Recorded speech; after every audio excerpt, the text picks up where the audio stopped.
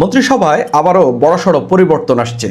বেশ কয়েকজন নতুন নেতা মন্ত্রিসভায় যুক্ত হতে যাচ্ছেন। এর মধ্যে সংরক্ষিত নারী আসন থেকে এমপি হওয়া কয়েকজনও এই মন্ত্রিসভায় ঢুকতে যাচ্ছেন।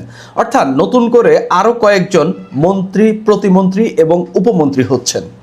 নতুন একটি পত্রিকা এশিয়া পোস্ট এই বিষয়ে একটি বিস্তর রিপোর্ট করেছে। সেখানে তারা প্রধানমন্ত্রীর কার্যালয়ের বরাত দিয়ে এইসব তথ্য উল্লেখ করেছে এবং প্রধানমন্ত্রীর কার্যালয় থেকেই ইঙ্গিত দেওয়া হয়েছে যে এই পরিবর্তনটা আসছে। এখন প্রশ্ন হলো, কবে এই পরিবর্তনটা আসছে বা মন্ত্রিসভায় এই বড়সড় পরিবর্তনটা কবে হচ্ছে এবং কোথায় কোথায় পরিবর্তন হচ্ছে, কেন এই পরিবর্তন হচ্ছে এবং কারা নতুন করে মন্ত্রিসভায় আসছেন। প্রথম প্রশ্নের জবাব দেই যে কবে এই পরিবর্তনটা আসছে। এই পরিবর্তনটা মূলত বাজেটের পরেই আসবে। অর্থাৎ বাজেট যখন হবে বা বাজেট যখন সংসদে উত্থাপন করা হবে এরপরেই এই পরিবর্তন হবে, অর্থাৎ কোরবানির ঈদের পর। এই পরিবর্তন করার মূল কারণ হচ্ছে বাজেট অধিবেশন শেষ হওয়ার পর বা বাজেট প্রস্তাব করার পর বা বাজেট পাশ করার পর সরকারের কাজ ব্যাপক আকারে বেড়ে যাবে এবং সরকার চাচ্ছে প্রতিটা মন্ত্রণালয়ে এখন যাদেরকে কোনো মন্ত্রীকে 2-3টি মন্ত্রণালয় দেওয়া হয়েছে তাদেরকে একটি মন্ত্রণালয় সীমাবদ্ধ করবে। এবং ইতিমধ্যে কয়েকজন মন্ত্রী প্রতিমন্ত্রীকে নিয়ে আলোচনা হচ্ছে এবং তাদের বক্তব্য, তাদের কর্মকাণ্ড নিয়ে ব্যাপক সমালোচনা হচ্ছে এবং তারা নিজেরাও আসলে বক্তব্য দিয়ে এক ধরনের দলীয়ভাবে চাপে পড়ে গেছেন এবং কিছু কিছু মন্ত্রণালয়ে প্রশাসনিক দুর্বলতাও তৈরি হয়েছে এবং কাজ যে খুব ভালোভাবে হচ্ছে এটা মনে করার কোনো উপায় নাই। সেই সব জায়গায় পরিবর্তন আসছে এবং বেশ কয়েকজন নতুন করে মন্ত্রিসভায় ঢুকছেন এবং এর মধ্যে অভিজ্ঞরাই, যারা প্রথমে যখন মন্ত্রিসভা গঠন করা হয় বা ঘোষণা করা হয়, যখন আমরা দেখলাম বেশিরভাগই নতুন, তখন যে একটা আলোচনা উঠেছিল যে অভিজ্ঞদেরকে খুব বেশি নেওয়া হয়নি। এবারে যে পুনর্বিন্যাস হচ্ছে, এবার যে রদবদলটা হচ্ছে, এখানে বেশিরভাগই অভিজ্ঞরা আসতে যাচ্ছেন। তা আমরা দেখি এশিয়া পোস্ট তাদের রিপোর্টে কি লিখেছে।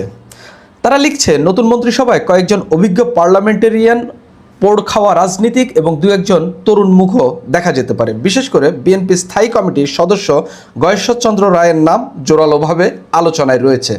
গয়েশ্বরচন্দ্র রায় এর আগেও মন্ত্রিসভায় আসতে পারেন এরকম আলোচনা ছিল, তবে ঢাকা 3 আসন থেকে নির্বাচিত এই এমপি এবার মন্ত্রিসভায় আসছেন এবং মন্ত্রী হতে যাচ্ছেন এরকমটাই আলোচনা শোনা যাচ্ছে এবং খোদ এই রিপোর্টটা যেখান থেকে তারা যে সোর্সের মাধ্যমে করেছে সেখান থেকেই তারা তার বিষয়ে বড়সড় ইঙ্গিত পেয়েছে। সেখানে আরও বলা হচ্ছে, বর্তমানে মন্ত্রিসভার কয়েকটি গুরুত্বপূর্ণ মন্ত্রণালয়ে দায়িত্ব পুনর্বিন্যাস হচ্ছে। 3 মন্ত্রীর দায়িত্ব কমানোর পাশাপাশি 1জন প্রতিমন্ত্রীর দায়িত্ব পুনর্বন্টন করা হচ্ছে। ইতিমধ্যেই 3টি মন্ত্রণালয়ের দায়িত্ব থাকা 1জন মন্ত্রী ও 2টি মন্ত্রণালয়ের দায়িত্বে থাকা আরেক মন্ত্রীর বক্তব্য ও কর্মকাণ্ড নিয়ে নানান বিতর্ক তৈরি হয়েছে, ফলে তাদের দায়িত্ব কমিয়ে আনার আলোচনা চলছে। প্রধানমন্ত্রীর কার্যালয়ের একাধিক সূত্র জানিয়েছে, সংরক্ষিত নারী আসনে সংসদ সদস্যদের মধ্য থেকে 1জনকে বর্ধিত মন্ত্রিসভায় দেখা যাবে। এই ক্ষেত্রে দলের স্থায়ী কমিটির সদস্য বেগম সেলিমা রহমান, যিনি সংরক্ষিত নারী কোটায় এমপি হয়েছেন, তার নামও আলোচনায় রয়েছে। বর্তমান মন্ত্রিসভায় নোয়াখালীর কোনো প্রতিনিধি নেই। সেই জায়গা থেকে নতুন যে বর্ধিত মন্ত্রিসভা হতে যাচ্ছে সেখানে বিএনপি চেয়ারপারসনের উপদেষ্টা জয়নাল আবদিন ফারুক, আমার আসনের এমপি, নোয়াখালী 2 আসন থেকে সেনবাগ সোনাইমুড়ি থেকে নির্বাচিত এমপি, তিনি মন্ত্রিসভায় আসতে যাচ্ছেন, যিনি 6 বার এমপি নির্বাচিত হয়েছেন। এই আলোচনাটা অনেক বেশি শোনা যাচ্ছে এবং এই এশিয়া পোস্টের রিপোর্টেই সেটা স্পষ্টত উল্লেখ করা হয়েছে। জাতীয় সংসদের হুইপ ও নাটোর 2 আসনের সংসদ সদস্য অ্যাডভোকেট এম রুহুল কুদ্দুস তালুকদার দুলু, তার নাম আলোচনায় রয়েছে। পাবনা সদর আসনের সংসদ সদস্য অ্যাডভোকেট শামসুর রহমান শিমুল বিশ্বাসের নামও আলোচনায় রয়েছে। এছাড়া মন্ত্রিসভায় যুক্ত হতে পারেন ঢাকা জেলা বিএনপির সভাপতি ও দোহার নবাবগঞ্জের সংসদ সদস্য, যেটা ঢাকা 1 আসন। ঢাকা 1 আসন থেকে নির্বাচিত এমপি আবু আশফাক, খন্দকার আবু আশফাক। আমি প্রথমেও বলেছিলাম তিনি মন্ত্রিসভায় আসবেন, এখন বর্ধিত মন্ত্রিসভায় তাকে নিয়ে ব্যাপক আলোচনা হচ্ছে। কুমিল্লা 2 আসনের সংসদ সদস্য অধ্যক্ষ সেলিম ভুঁইয়া, তাকে নিয়েও আলোচনা চলছে এবং এই যে এশিয়া পোস্ট রিপোর্টটা করেছে, এই রিপোর্টের তারা যে সূত্র থেকে তথ্য পেয়েছে সেই সূত্র তাদেরকে এই সব নামই জানিয়েছে। প্রতিমন্ত্রী হিসাবে আলোচনায় আছেন খুলনা থেকে নির্বাচিত এমপি আজিজুল বারী হেলাল, ফরিদপুরের শহীদুল ইসলাম বাবুল এবং সিরাজগঞ্জের আমিরুল ইসলাম খান আলিমের মতো নেতাদের নাম শোনা যাচ্ছে প্রতিমন্ত্রী হিসাবে। মন্ত্রিসভার বাইরে সংসদ উপনেতা হিসাবে দলের স্থায়ী কমিটির প্রবীণ 2 সদস্য খন্দকার মোশাররফ হোসেন ও ডক্টর আব্দুল মঈন খান, যাদের নামও আলোচনা হচ্ছে, এবং পাশাপাশি প্রধানমন্ত্রীর উপদেষ্টা পরিষদে 2 জন নতুন সদস্য যুক্ত হতে পারেন। এটা তো গেল এমপিদের থেকে মন্ত্রী হওয়া বা প্রতিমন্ত্রী হওয়া। টেকনোক্রেট কোটায়ও বেশ কয়েকজনের নাম শোনা যাচ্ছে এবং এশিয়া পোস্টের রিপোর্টেই উল্লেখ করা হয়েছে। এশিয়া পোস্টের রিপোর্টে বলা হচ্ছে যে টেকনোক্রেট কোটায় আলোচনায় রয়েছেন বিএনপির ভাইস চেয়ারম্যান শামসুজ্জামান দুদু, যিনি নির্বাচন করেননি টেকনোক্রেট কোটায়। চেয়ারপারসনের উপদেষ্টা অ্যাডভোকেট সৈয়দ মোয়াজ্জেম হোসেন আলাল এবং বিএনপির যুগ্ম মহাসচিব হাবিবুন নবী খান সোহেলের নামও শোনা যাচ্ছে। বিএনপির সিনিয়র যুগ্ম মহাসচিব অ্যাডভোকেট রুহুল কবির রিজভী, যিনি এখন বর্তমান প্রধানমন্ত্রীর উপদেষ্টা, তাকেও বর্ধিত মন্ত্রিসভায় দেখা যেতে পারে, এরকম আলোচনা হচ্ছে। প্রতিমন্ত্রী হিসাবে বিএনপির মিডিয়া সেলের আহ্বায়ক অধ্যাপক মওদুদ আলমগীর পাভেলের নাম শোনা যাচ্ছে। বগুড়ার এই নেতা প্রধানমন্ত্রীর খুবই ঘনিষ্ঠ হিসাবে পরিচিত। বর্তমান শিক্ষামন্ত্রী যিনি আছেন, তাকে অন্য কোনো মন্ত্রণালয়ের দায়িত্ব দেওয়া যেতে পারে বলে গুঞ্জন রয়েছে। সেক্ষেত্রে প্রধানমন্ত্রীর উপদেষ্টা মাহাদি আমিনকে শিক্ষা মন্ত্রণালয়ের দায়িত্ব দেওয়া হতে পারে। এই হইল কারা আসতেছেন, কোথায় কোথায় পরিবর্তন হইতে পারে সেটা এখন দেখি। প্রধানমন্ত্রীর যে কার্যালয়, সেখান থেকে আসলে এশিয়া পোস্টকে কি বলা হয়েছে। সেখানে বলা হচ্ছে, নাম প্রকাশে অনিচ্ছুক প্রধানমন্ত্রীর কার্যালয়ের একজন কর্মকর্তা বলেন, কবে নাগাদ নতুন মন্ত্রী ও উপদেষ্টাদের নাম ঘোষণা করা হবে সে বিষয়ে এখনো চূড়ান্ত নির্দেশনা আসেনি, তবে মন্ত্রিসভার আকার বাড়ার সম্ভাবনা রয়েছে। এখানেই মূল তথ্য, যে কবে দেবে এটা তো তারা নির্দিষ্ট করে বলবে না, এগুলো কেউই বলবে না। আপনি এখন যাকেই কল করবেন, কেউ আপনাকে এইসব তথ্য দেবে না। এগুলো সরকারের খুবই সিক্রেট তথ্য, কেউই লিক করবে না। সরকার যদি কালকে ঘোষণা করে, আজকে পর্যন্ত আপনি জানতে পারবেন না, খুব সিক্রেট রাখা হয় আর কি এগুলো। তো এখানে মন্ত্রিসভার আকার বাড়তে পারে, এটাই হচ্ছে সম্ভাবনা। এবং যে তথ্য অন্তত এশিয়া পোস্ট তুলে ধরতে পেরেছে, সেটার মধ্যে অন্তত এটাই স্পষ্ট যে মন্ত্রিসভার আকার বাড়ছে এবং বেশ কিছু মন্ত্রণালয় নিয়ে মোটামুটি ইতিমধ্যে অসন্তোষ তৈরি হয়েছে, দাপ্তরিক দুর্বলতা দেখা যাচ্ছে বা প্রশাসনিক দুর্বলতা দেখা যাচ্ছে। সেগুলোতে পরিবর্তন খুবই নর্মাল এবং সেগুলোতে পরিবর্তন আসছে, এবং সেটা সম্ভবত বাজেট অধিবেশনের পরপরই আসবে। কেননা বাজেট অধিবেশনের পর সরকারের কাজ ব্যাপক আকারে বেড়ে যাবে এবং বাজেট পরবর্তী অর্থ বছরে এই বাজেটটা ইমপ্লিমেন্টেশন এবং বাজেট অনুযায়ী কাজ করা খুবই কঠিন হয়ে পড়বে। সেক্ষেত্রে আরও কিছু দক্ষ লোক, আরও কিছু লোক লাগবে যারা আসলে খুব ডাইনামিকলি কাজ করতে পারে। বিএনপি স্থায়ী কমিটির সদস্য আব্দুল মঈন খান এই বিষয়ে বক্তব্য দিয়েছেন। তিনি বলেছেন, এই বিষয়ে দলীয় ফোরামে কোনো আলোচনা হয়নি, এটি দলের চেয়ারম্যান ও সরকার প্রধান তারেক রহমান ভালো বলতে পারেন। তিনি কখন কাকে নেবেন, কোথায় দায়িত্ব দেবেন, সেটি সম্পূর্ণ তার এখতিয়ার। বিএনপির নেতারা কখনো এইসব বিষয়ে কোনো তথ্য মিডিয়াকে দেবে না, এটা মোটামুটি কনফার্ম। কারণ এটা সত্যিকার অর্থে বললেও প্রধানমন্ত্রী এবং তার সঙ্গে তিনি যাদের সঙ্গে এটা নিয়ে আলাপ করেন, শুধুমাত্র তারাই এটা নিয়ে জানেন। নাম প্রকাশ না করার শর্তে স্থায়ী কমিটির আরেক সদস্য বলেন, এটি একান্তই প্রধানমন্ত্রীর বিষয়। তিনি যদি মনে করেন বর্তমান সদস্যদের নিয়ে সরকার পরিচালনা করবেন, তাহলে সেটিই করবেন। আবার কাজের সুবিধার্থে মন্ত্রিসভার আকার বাড়ানোর প্রয়োজন মনে করলে সেটি করতে পারেন।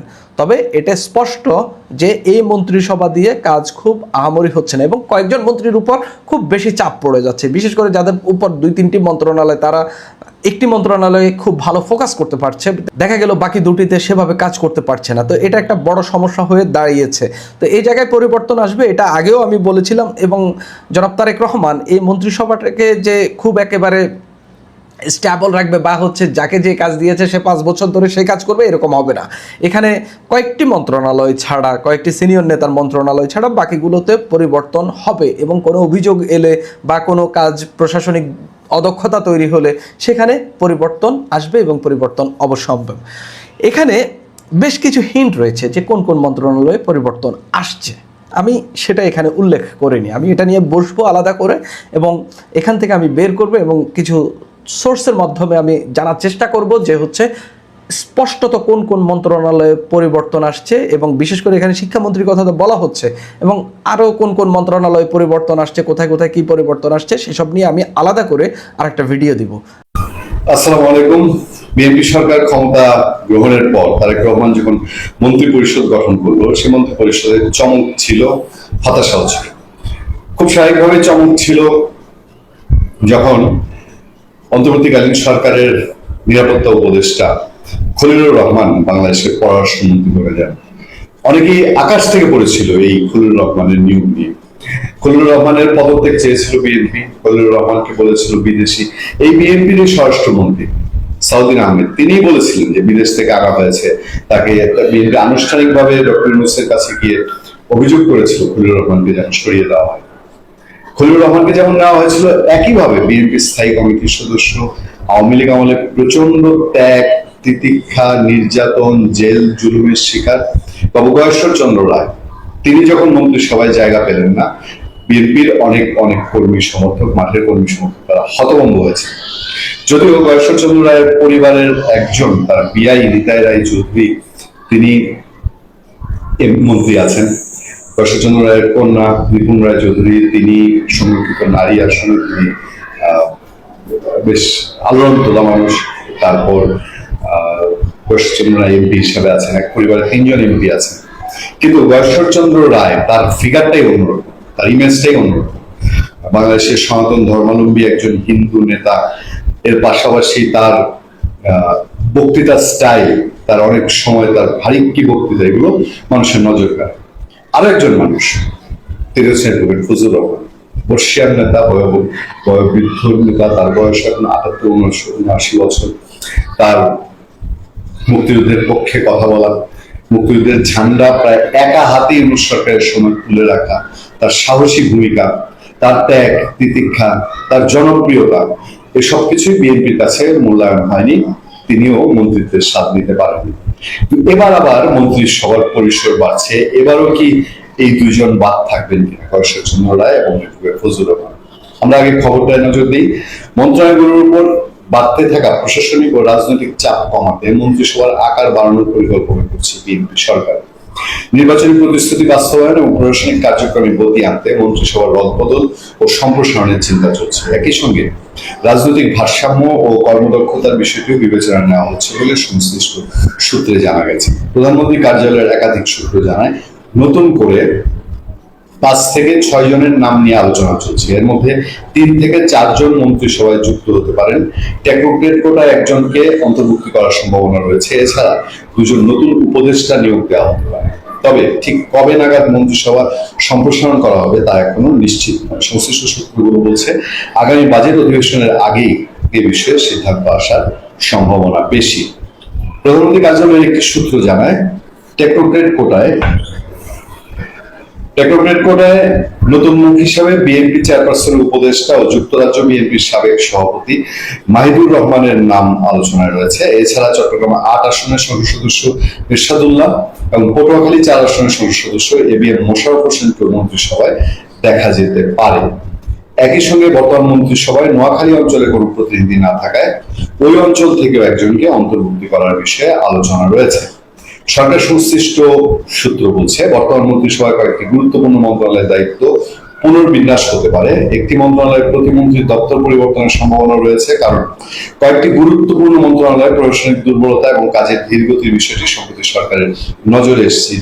ইতিমধ্যে 3টি মন্ত্রণালয়ের দায়িত্বপ্রাপ্ত একজন মন্ত্রীর বক্তব্য নিয়ে নানা ধরনের বিতর্ক তৈরি হয়েছে। নিশ্চয়ই এটা সড়ক পরিবহন মন্ত্রী রবিউল ইসলাম, তার দায়িত্ব কমিয়ে দেওয়া হতে পারে এমন আলোচনা চলছে। প্রধানমন্ত্রী কার্যালয়ের সূত্র আরও জানিয়েছে, সংরক্ষিত নারী আসন সংসদ সদস্যদের মধ্যে থেকে একজনকে মন্ত্রিসভায় দেখা যেতে পারে। সেক্ষেত্রে দলের স্থায়ী কমিটির সদস্য সেলিমা রহমানের নাম আলোচনায় রয়েছে। তবে তার বয়স ও শারীরিক অবস্থা বিষয়টি বিবেচনায় নেওয়া হবে। তিনি দায়িত্ব না পেলে সংরক্ষিত নারী আসনে অন্য কোনো সংসদ সদস্যকে মন্ত্রিসভায় আনা হতে পারে। এছাড়া দলের স্থায়ী কমিটির সদস্য আব্দুল মুইন খানের নাম আলোচনায় রয়েছে। আমরা সংরক্ষিত নারী আসনে একজনের কথা আমরা জানি, আমি নামটা উচ্চারণ করতে যাচ্ছি না, যে যিনি জোর তদবির করছেন এবং লবিতে আছেন, যিনি মন্ত্রী হতে পারেন। সরকারি একটি সূত্র জানিয়েছে, প্রধানমন্ত্রী মুখ্য সচিব এবিএম আব্দুল সাত্তারও মন্ত্রী হিসেবে দায়িত্ব পেতে পারেন। সেক্ষেত্রে মুখ্য সচিব পদে নতুন নিয়ম আসতে পারে। বিএনপি সরকার 3 মাসের মাথায় তার মন্ত্রী পরিষদ সফল করবে। নিশ্চয়ই দেশের মঙ্গল এবং সরকারের সার্বিক সফলতা একটা চিন্তা মাথায় থেকে এই ধরনের কার্যক্রম নেওয়া হবে। আমরা আবারও বলছি যে এই পর্যায়ে থেকে যদি আপনার অ্যাডভোকেট ফজলুর রহমান এবং গয়েশ্বরচন্দ্র রায় এবারও বঞ্চিত হন, নিশ্চয়ই তাদের একেবারেই সম্পূর্ণভাবে তাদের কর্মী সমর্থকরা পুরোপুরি হতাশ হবেন এবং বুঝে যাবেন যে বর্তমান সরকার বিএনপি বা তারেক রহমান সরকারের মেয়াদে হয়তো আর এই দুজনের মন্ত্রী পরিষদে আসার আর কোনো সম্ভাবনা থাকবে কিনা। তবে আমরা এই কানাঘোষাও শুনেছি যে গয়েশ্বরচন্দ্র রায়কে প্রধানমন্ত্রী তারেক রহমান যে কোনো সময় ফোন দিতে পারেন। তার যে আক্ষেপটি ছিল মন্ত্রী পরিষদ যখন ঘোষণা করা হয় তখন গয়েশ্বরচন্দ্র রায় অনুষ্ঠান থেকে উঠে চলে এসেছিলেন, সবার চোখে পড়েছিল। তিনি এরপর তার ঘনিষ্ঠ মহলে অনেকেই বলা বলি করছেন যে গয়েশ্বরচন্দ্র রায় হয়তো মন্ত্রিত্ব দিলেও এখন আর গ্রহণ করবেন না, কারণ তিনি একটু একরোখা মানুষ, একটু গোয়ার ধরনের মানুষ, তার মতো করেই তিনি স্বাচ্ছন্দ্যে চলতে পছন্দ করেন। ফলে অ্যাডভোকেট ফজলুর রহমান এবং গয়েশ্বরচন্দ্র রায়ের নামগুলো নিশ্চয়ই আলোচনায় থেকেই যাবে। ভালো থাকবেন, সুস্থ থাকবেন। আপনাদের সাথে আমি আতিক রহমান, পূর্ণিয়া।